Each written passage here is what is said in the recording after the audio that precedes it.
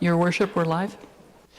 Thank you very much, Madam Deputy Clerk, and we'll call this meeting to order, and I'll look to Councillor DeLeo for a land acknowledgement. Councillor? Thank you, Mr. Mayor. Good morning, everyone.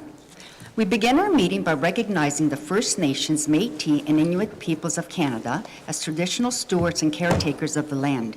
We acknowledge that the town of Wasaga Beach is located within the boundaries of Treaty 18, the traditional lands of the Anishinaabe, Haudenosaunee, Tionontadi, Wendat, and is the home of many First Nations, Métis, and Inuit peoples as part of an intricate nationhood that reaches across Turtle Island. At this time of truth and reconciliation, we welcome the opportunity to work together towards new understandings and new relationships and ask for guidance in all we do. May I wish, Councillor. Moving on to item number 1.2, the Wasaga Beach Fire Department badge ceremony. Chief, you want to give us an update on what this is, and then we'll move forward.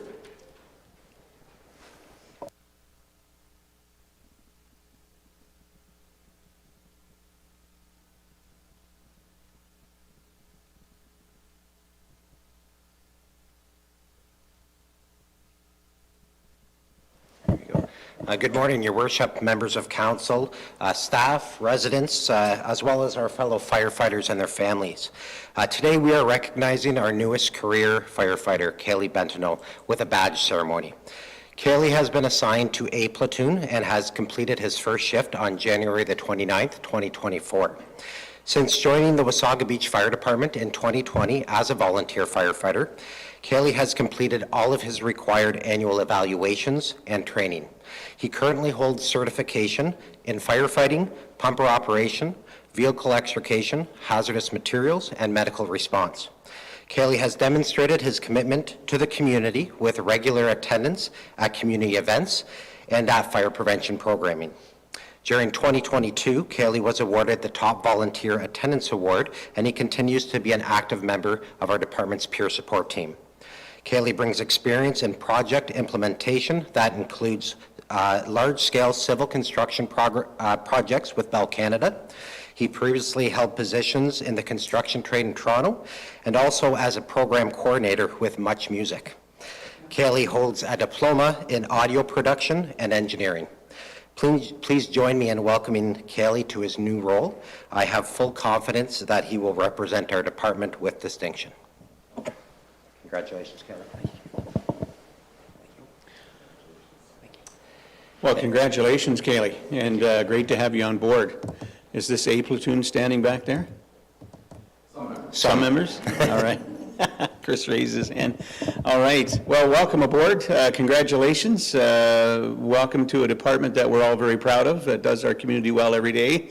And I'm sure you've already know many of the members being a volunteer, but the fire department in our community is very important to us and our citizens, and we thank you guys for all you do. So we'll do a couple of photos, and we'll leave here today with one more firefighter hitting the road full time.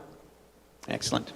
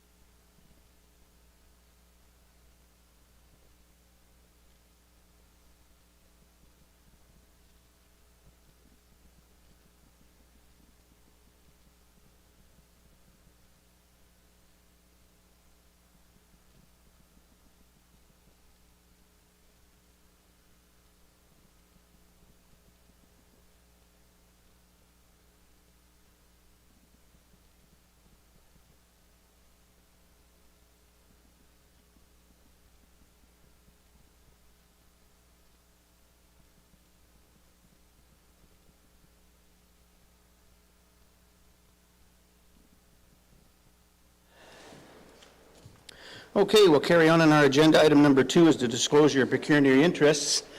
I have none before me at this time. If at some point throughout the meeting you feel you have a pecuniary interest, please let us know at that time. Item number 3 is the adoption of the agenda, and that the contents of the agenda of February 15th, 2024 be approved as circulated. Questions or comments? Seeing none, could I have a mover and a seconder, please? Councillor White, Councillor Timms, all in favor? That motion carries unanimously. Moving on to item number 4, approval of the minutes of the council meeting of January 25th, 2024, that the minutes of the special council meeting held January 25th, 2024, and the council meeting held January 25th, 2024, are hereby adopted as circulated. Any questions or comments on this? Seeing none, a mover and a seconder, please. Councillor DeLeo and Councillor Eagle, all in favor?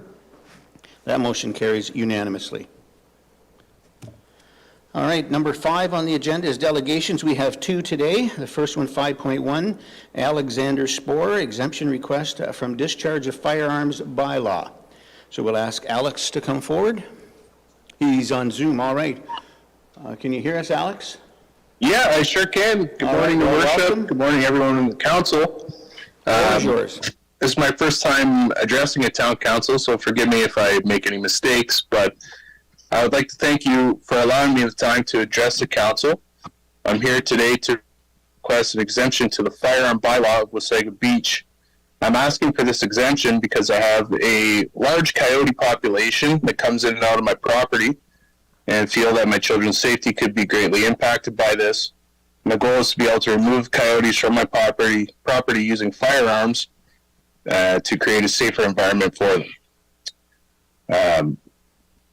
Section 31 of the Fish and Wildlife Conservation Act states that any wildlife that is damaging or about to damage their property may, on their own land, harass or kill the offending wildlife.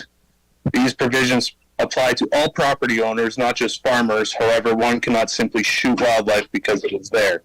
The threat must either be happening or about to happen. An obvious first response to wildlife damage is to allow hunting during the open seasons. For this reason, the coyote hunting season in this wildlife management unit is open year-round with no bag limit or tags to be purchased. All you require is a small game license. It is my understanding that a municipal no discharge of firearms bylaw does not apply when using a firearm to protect one's property from predatory animals. The shooting of coyotes is legal in many situations, and it often ranks high among the choices for removing a predator. Safety is a critical factor that in some cases may preclude the use of firearms. Local regulations may prohibit this, and that is why I'm here today to ask for an exemption. I'm fully within my legal rights to remove predators and nuisance animals by use of firearms. My appearance here is to do my due diligence in doing so, with safety being my top priority. I will demonstrate and exercise all safe shooting practices as laid out in the hunter safety course that every hunter must complete before obtaining a hunting license.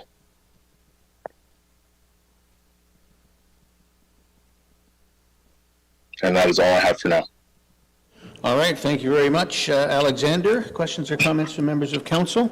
Councillor Belanger? Yes, thank you, Mayor Smith. I'm not familiar with the location or the proximity to residential, but, we have agreed to exemptions in the past where some cases we're using bow and arrow because certainly the risk to any stray population was minimal. But if you could just comment on that. Yeah, of course. So I live on Klondike Park Road, a very rural area of Wasaga Beach. The property itself is just over 100 acres.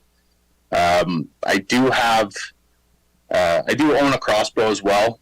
It wouldn't be my first choice just because you have to get relatively close to the animal. But as I said, with the safe shooting practices, one thing I always do before taking any shot is to make sure that I know what I'm shooting at and what is behind it. Having said that, I do have a barn that is raised up pretty high off the ground, which sort of acts like a tree stand. So the angle of the shot is always pointed directly at the ground. You're never shooting horizontally across the land, and you are not allowed to shoot uphill for that very reason. So that would be some of the instances that I'll be using to maintain safety, but just basically making sure I have the right backstop behind whatever is being targeted. Go ahead, Councillor. So just a follow-up, you're suggesting you would be the only hunter of these coyotes, is that correct? Yes, it would only be me. Thank you. Thank you, Councillor. Councillor White? Thank you, Your Worship, through you. Certainly, just a couple of questions. What type of firearm are you proposing for this? So I have a 270 Winchester made by Savage Arms. Within the Ministry of Wildlife, you are allowed to use up to a 270 caliber rifle, and the velocity, the distance of your bullet, it depends on the amount of grains in the actual casing. So for something like this, I would not use a high grain casing. I would use something low, 110 grain, 130 grain, and that keeps the speed and the distance of your shot as low as possible. And again, with using an elevated shooting platform, the bullets never go across the ground, they go straight into it.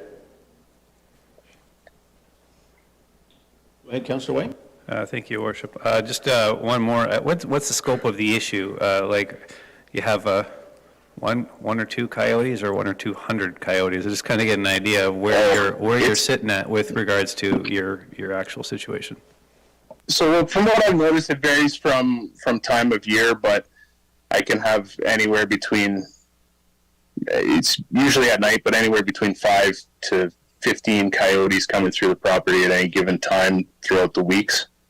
Not all at the same time. They don't usually run in packs, especially big packs, but I do find a lot of remnants from coyotes making a kill on the property. Go ahead, Councillor. You know, coyotes are an important part of our ecosystem. Do you feel that what you're looking to do is going to have a negative impact as far as, you know, keeping the balance in our wildlife community? No, of course not.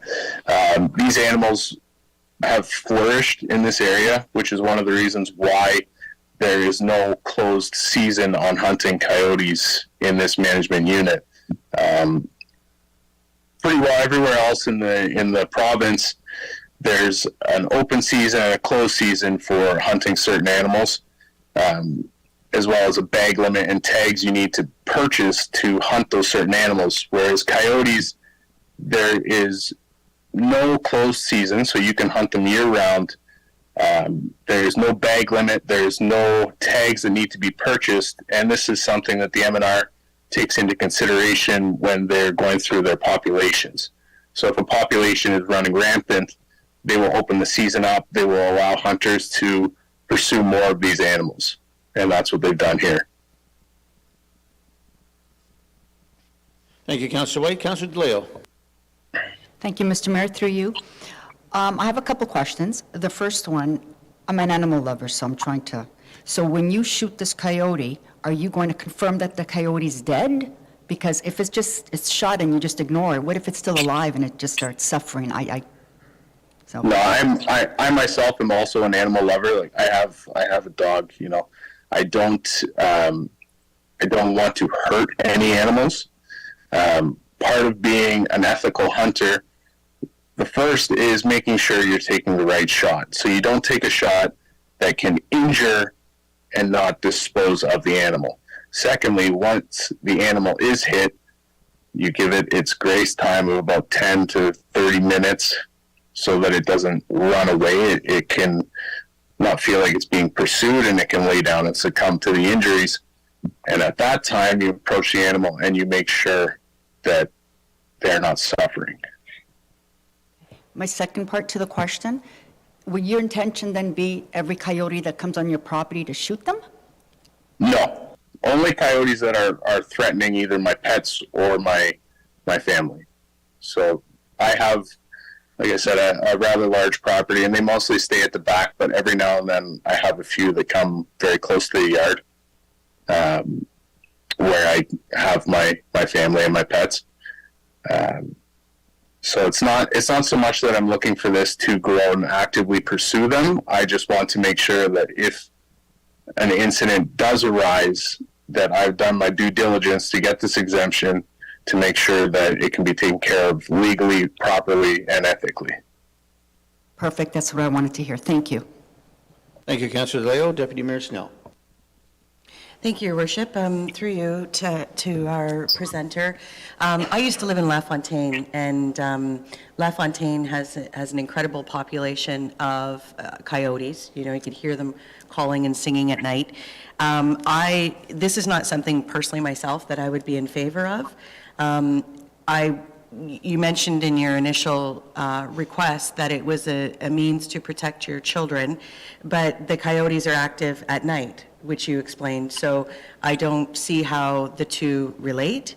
And I would ask, have you tried air guns? Have you tried sound blasts? Have you tried other ways to deter them from coming too close to your home? Because naturally, you're in a wild space with the acreage that you currently have. What other methods have you tried so far, please? To your point, so even with an air gun, you would still need the exemption. I haven't had to deal with that yet, and I hope I don't have to deal with it at all. It's more I'm trying to stay ahead of it rather than try and react to it. So this is just in case something happens, I have that option behind me. I don't expect a coyote to come and try and take one of my children away. Maybe my dog, because, you know, I leave for work very early in the morning. So he's out there very early in the morning. But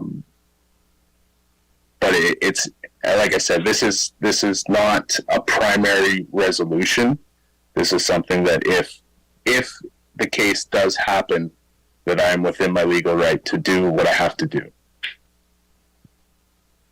Go ahead, Deputy Mayor. Thank you, Your Worship.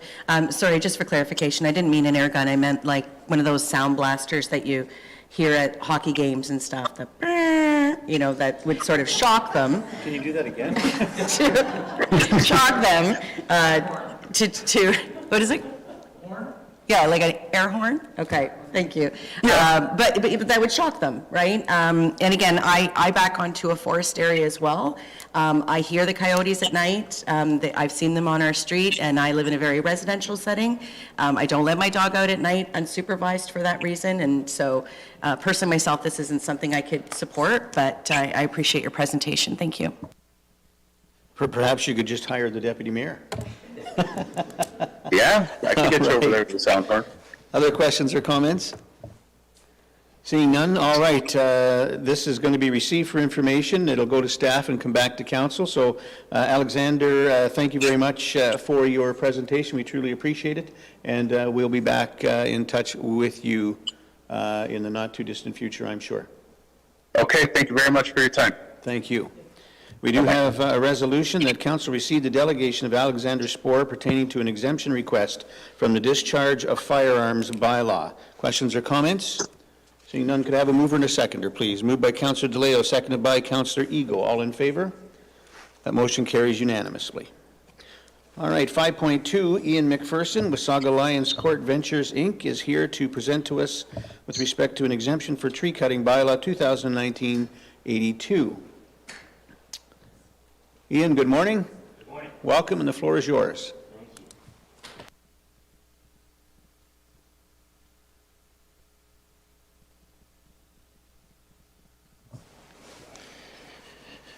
Good morning, everyone. Good morning, Mayor Smith, council members, staff, members of the public. Thank you for the opportunity to speak with you today. I'm here as a representative of Fremont Homes. Fremont is a residential home builder and developer with its head office in Richmond Hill. My name is Ian McPherson. I'm the Vice President of Land Development. Fremont is grateful. Oh, thank you. Fremont is grateful for the opportunity to invest in Wasaga Beach. We look forward to building a long-term relationship with the municipality as we undertake the development and construction of about 900 homes over the coming years.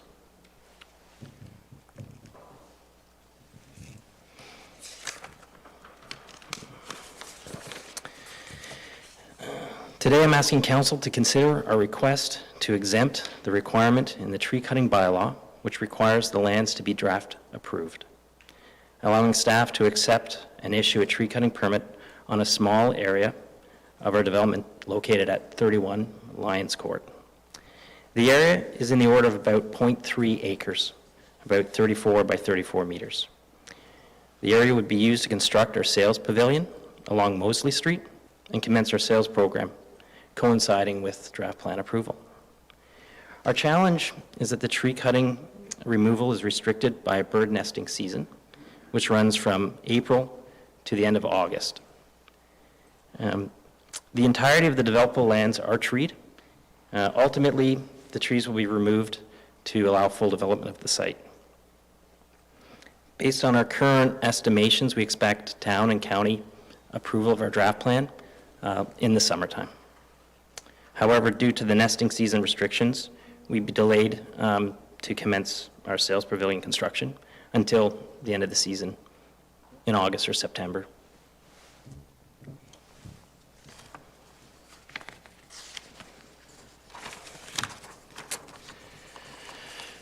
Council's permission to allow the issuance of the tree cutting permit on this small area now would allow that facility to be constructed and the trees to be removed prior to April, and allows the time to submit the necessary applications to council through the town for permissions to build a temporary structure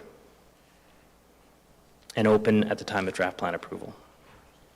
So the location of the sales pavilion on Mosley was selected in consideration for the proximity to existing commercial and separation from existing residential. To facilitate construction on the temporary sales pavilion, the area needed is about 0.3 acres, so 34 by 34 meters as indicated on the slide. For context, all the trees in the developable area will be removed. Our request is to allow this small area to be cleared about 5 months sooner than would otherwise occur. As a new, last slide.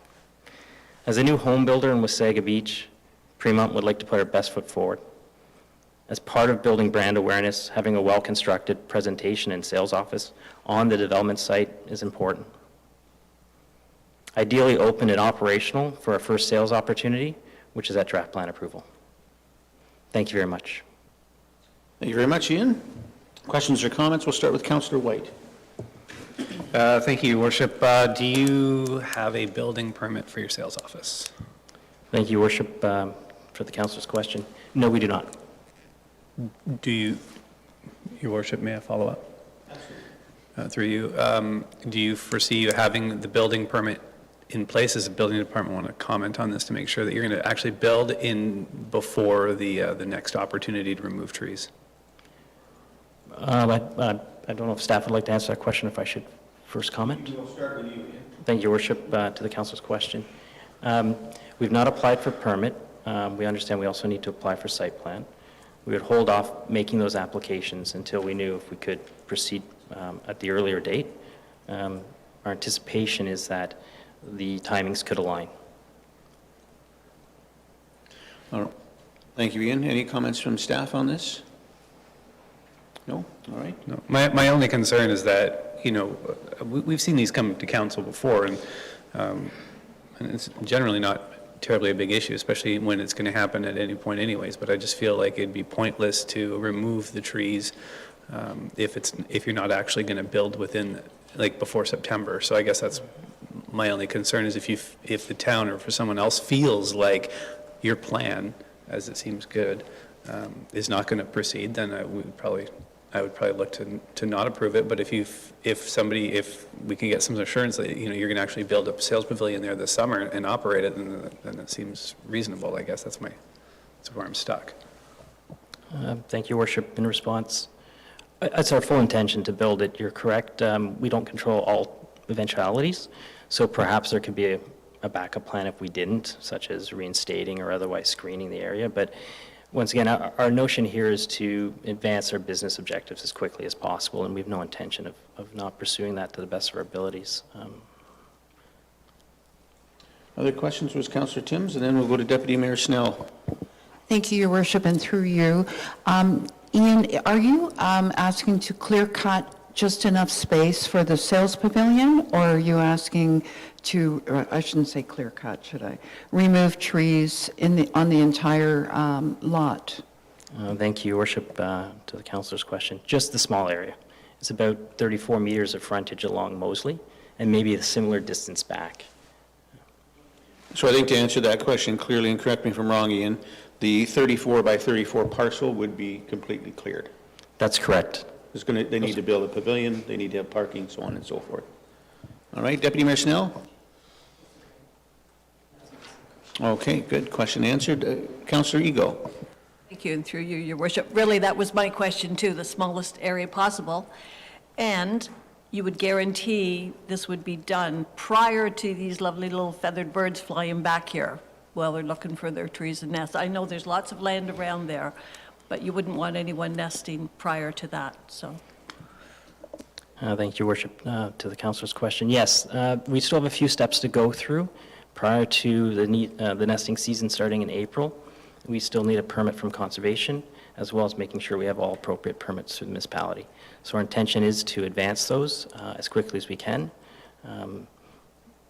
pending the outcome of today's conversation. Thank you. Councillor? Yes, my follow-up, that's what I'm really concerned with, so thank you.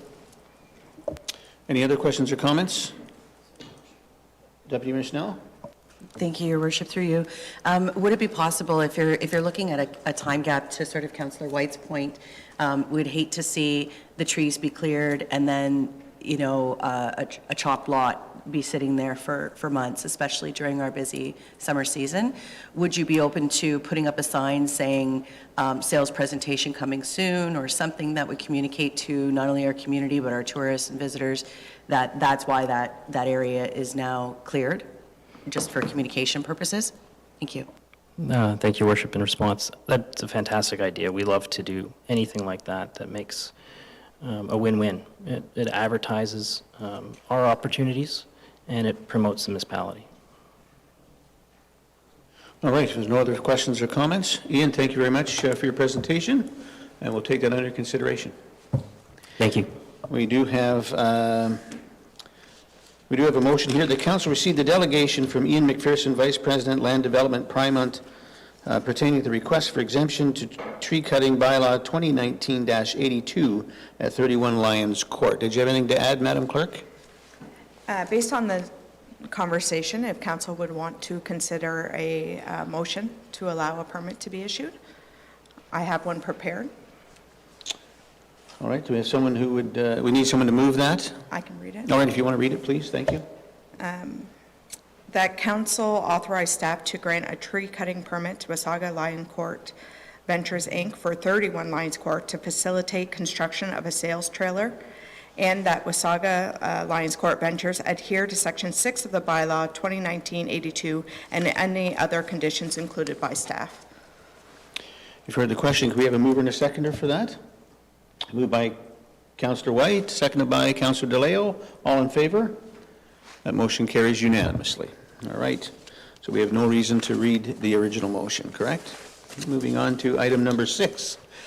Staff reports. Any comments? I do understand that 6.10 has been pulled by Councillor Timms, but other than that, any comments before we move along? Seeing none, that the following following consent list items under staff reports and all recommendations contained therein be adopted, excluding agenda items pulled from the motion and moved to matters for consideration to be voted on separately. Could I have a mover and a seconder, please? Moved by Deputy Mayor Snell, seconded by Councillor Belanger. All in favor? That motion carries unanimously.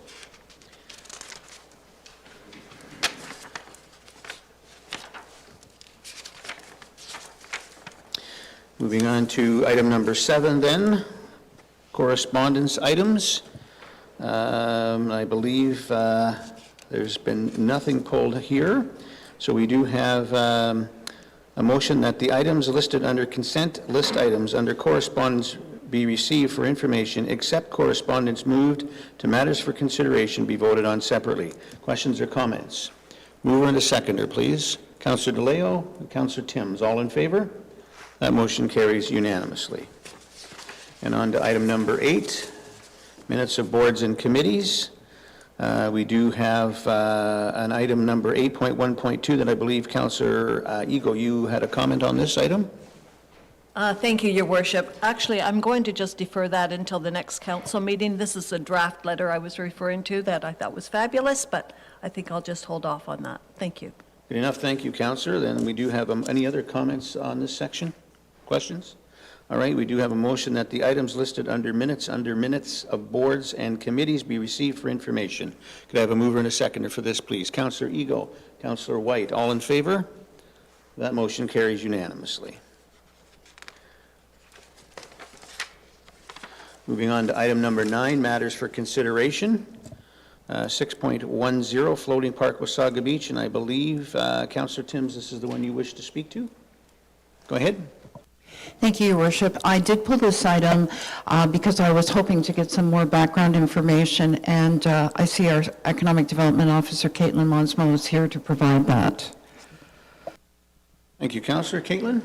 Through you, Your Worship. Good morning, everyone. The town has been approached by various organizations expressing interest in establishing floating water parks in the community, but due to the distinctive features of Wasaga Beach and the many safety concerns with floating water parks, staff needs to assess the feasibility of accommodating such a business in the waters of the community. The objective of the RFI is to assess the safety and viability of introducing a floating water park in the community. And I just also wanted to add that there are several organizations interested in coming to Wasaga Beach, and we've been talking to them dating back even before I started with the town. All right, thank you, Caitlin. Councillor Timms, anything further? Thank you, Your Worship, and through you to Caitlin.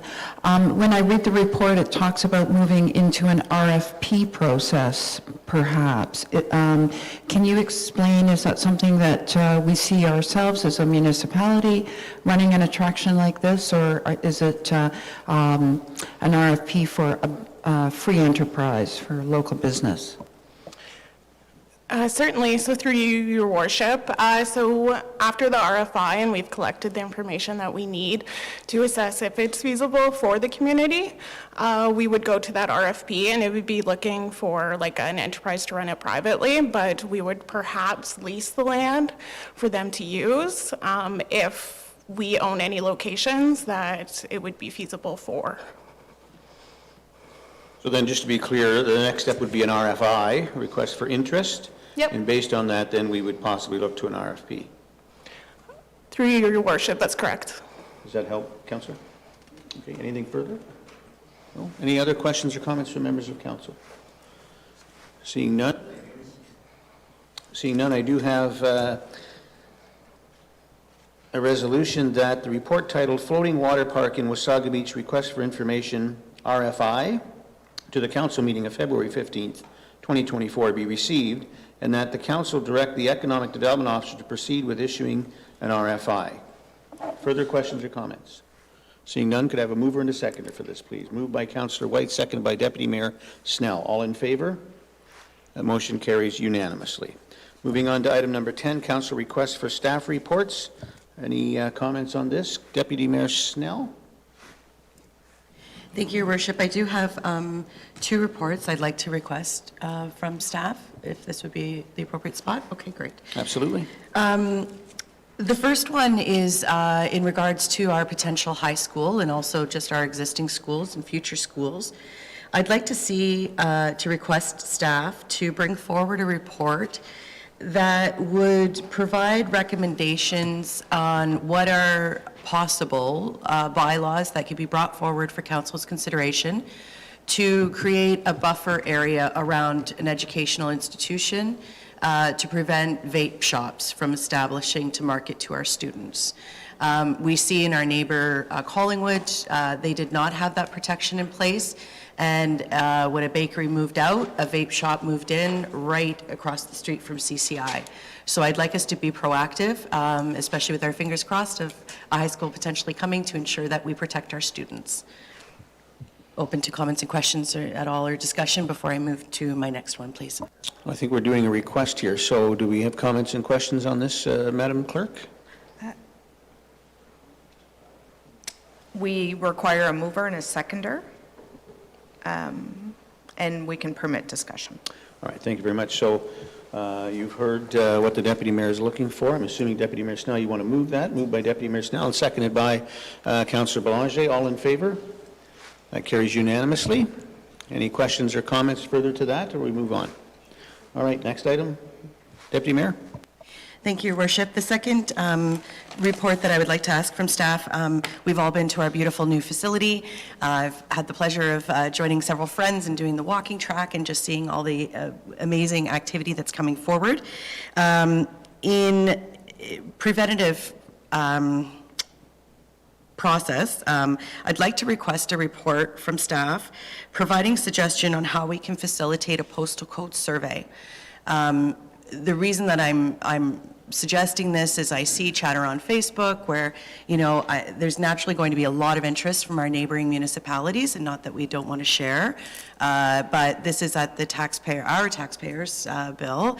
So I would like to sort of have some idea brought forward to council in terms of who's using the facility, and is there a predominant number of users for either the walking track, the arenas, and also the library, specifically those three, that are outside of our community. And if so, then council, perhaps working with staff, can create some recommendations for fees that could be assigned to those that are out of community users. Thank you. All right, thank you. We'll need a mover and a seconder for that to move forward, and then we'll open for comments. So move that by, I'm assuming you, Deputy Mayor Snell, and a seconder, Councillor DeLeo. All right, questions or comments? Councillor White? Thank you, Your Worship. Not necessarily in favor, not because I don't think that people from outside our community should be paying to use our beautiful facility, which they should, but I feel like we already do this.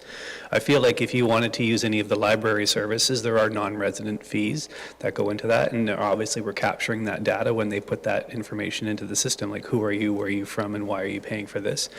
Second off, we capture that again for the use of the rec facilities when it comes to renting space. We know exactly who's doing it and where they're coming from, and we know that there's a structure, like for ice time and stuff like that, with regards to who can get it, what their fees are, if they're for-profit, not-for-profit, and whatever. There's a hierarchy there for booking and paying. And thirdly, for the track, you do need a pass already for the track. You know, you can't get in the door without being able to. Yeah, the door is locked, from what I understand. There he is. Director Roos, you want to respond to that? Certainly. Thank you, Mayor Smith. Councillor White, just to clarify, were you saying that we are locking the track or that we are allowing free access to the track? Your Worship, I felt the track was not open unless you had a pass from the customer service desk. So no, the answer is to that inquiry, if it is an inquiry. We have spoken about having a pass, and there is a capability to do that in our facility, but the current practice is the door is open. It's like a town park. You walk in the lobby or you walk up to the walking track. So there is no buzz at the door or a requirement for a town pass or a bracelet type of idea. Your Worship, if I may, so the only part of the facility that is untracked or that could be essentially used by a non-resident without us knowing would be just simply the walking track. Is that correct? That's correct. If a group permits the ice rinks or a multi-purpose room, they register and they pay a permit, and part of that is to give your name and address. So we could track those postal codes at least for the primary permit holders. Okay. if that's the case, again, I still fail to see why we should put resources towards this. If you think about it for a second, that you have a team, whatever, kids coming here from out of town, from Collingwood or surrounding areas for either a practice or for figure skating or for an event.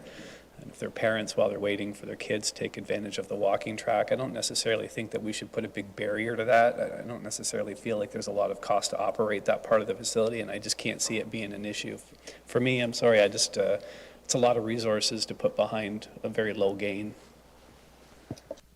All right, thank you. Deputy Mayor, did you want to respond? Thank you, Your Worship. Just for clarification, I can appreciate when renting a facility, they go through that process, but if they're coming for open skate, community skates, we're not tracking that data. They're paying $5 or whatever the fee is at the door, but we don't know where they're coming from. And when I look at the robust programming that the library is now able to do in such a large facility, and with the makerspace, which has very highly invested equipment, and that also has material that's consumable, like the 3D printer and the equipment that's in that space that's going to require maintenance and potential down the road replacement. Can you clarify, Pam, when they're coming in and doing a program? I was in the library the other day, and there was like students and people all over the place, and in that lovely community space, there were a couple of moms sitting with their toddlers and playing and engaging. If they're coming in and just using that and not renting any amenities there or books to take away, do we know where they're from, and do we have any sort of fee associated with a non-resident user at this time? Through your worship, thank you for the question, Deputy Mayor Snell.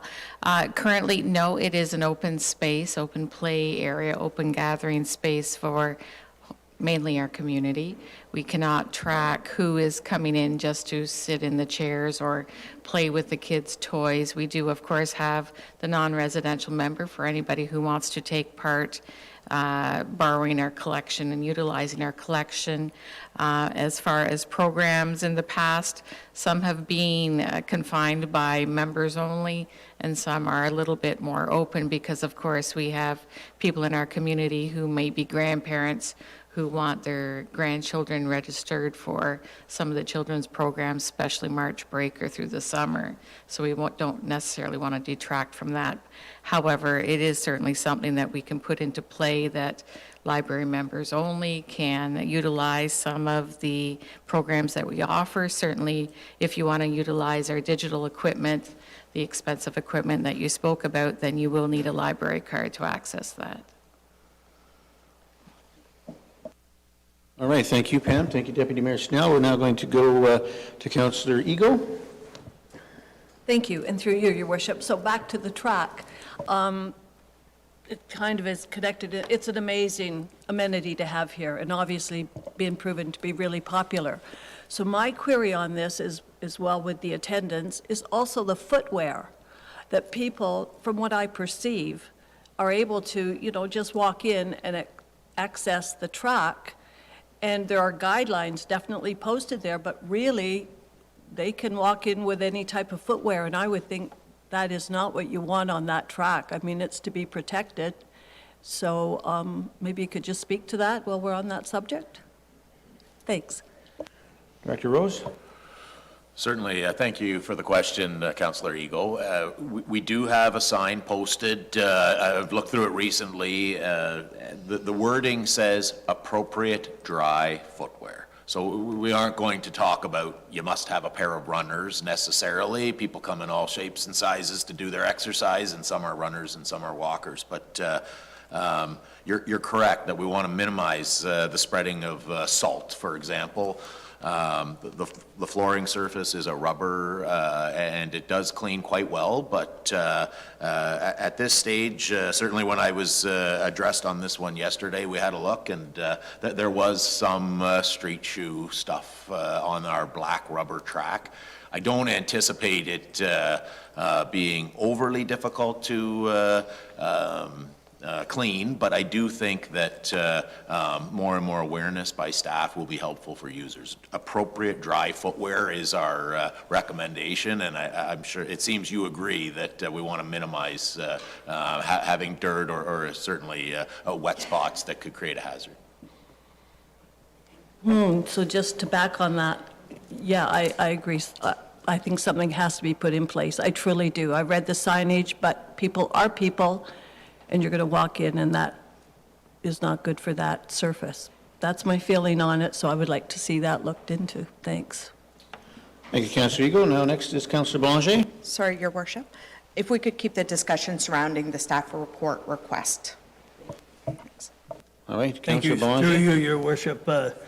In the past week, actually, I read an article about a neighboring municipality due to the high maintenance of their facility and the cost to the taxpayer, and the fact that they have a large catchment area and a lot of people participating on teams and using the facility were paying the same as a resident who is also paying on their property tax. So they have come up with a process to increase an additional fee for non-residents. And the reality is we have a large catchment area, and there's a lot of people that our facility would be very desirable because of being new and state-of-the-art. And it would be unfortunate if memberships to teams or sign up to programs got to the point where external residents were resulting in our residents not being able to fit into the programs.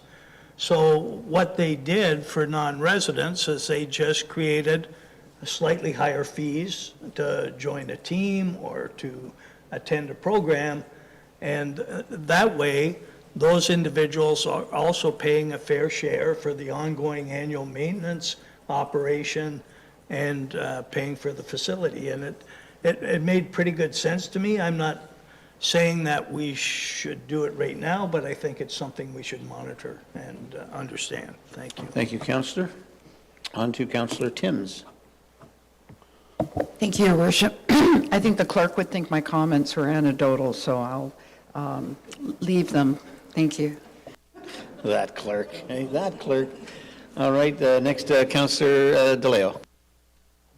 If I may, thank you, Mr. Mayor, through you.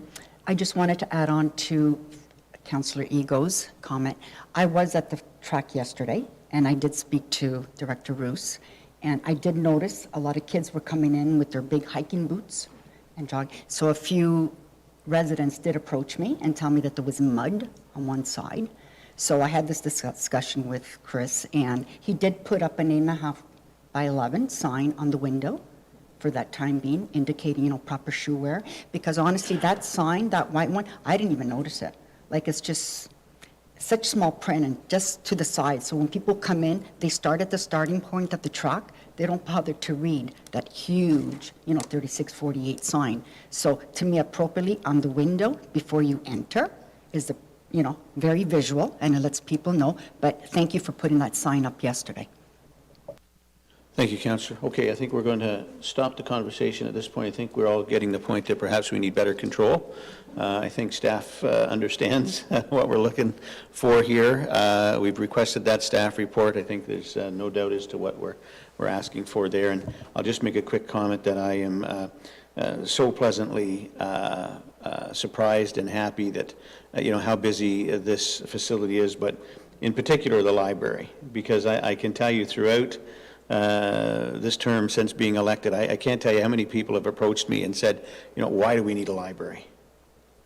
Well, we can see why we need a library. It is really well used, and it's used for more than just the 40,000 plus books that are there. So I'm making Pam's day here, clearly. So it's good to see. It's a good news story all around. So we have a motion. You just reread that for us, Madam Clerk. I don't have a motion quite prepared, but I'll try.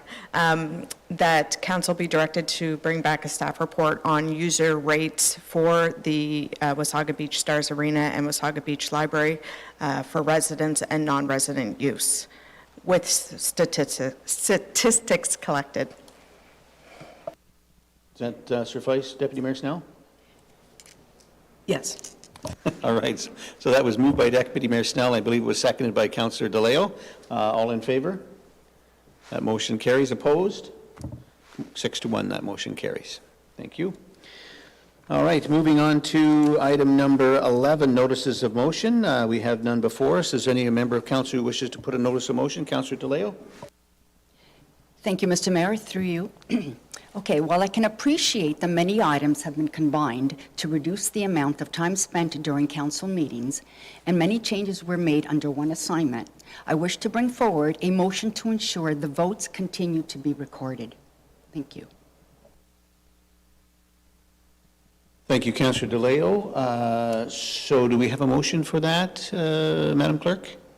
Thank you, Your Worship. It's just a notice of motion. The motion will come before council's Great. subsequent meeting. All right, thank you very much, and no room for debate or question or comment on this until that comes forward. Thank you, Councillor. Moving on to anyone else, the notice of motion? No? All right. Moving on to item number 12, which is closed session. Your Worship, sorry, if I may. I suggest that we go into closed session to hear matter 12.1.4, and we will remain in closed, recess for lunch, and then resume in closed at 1 p.m. All right, thank you. So moving into closed session, item number 2, resolution COU 2024, that pursuant to the Municipal Act 2001 is amended, the next portion of the February 15th, 2024 council meeting will move into closed session to consider the following matters. 12.1.1, Council Education, Section 239, 3.1, Municipal Cybersecurity.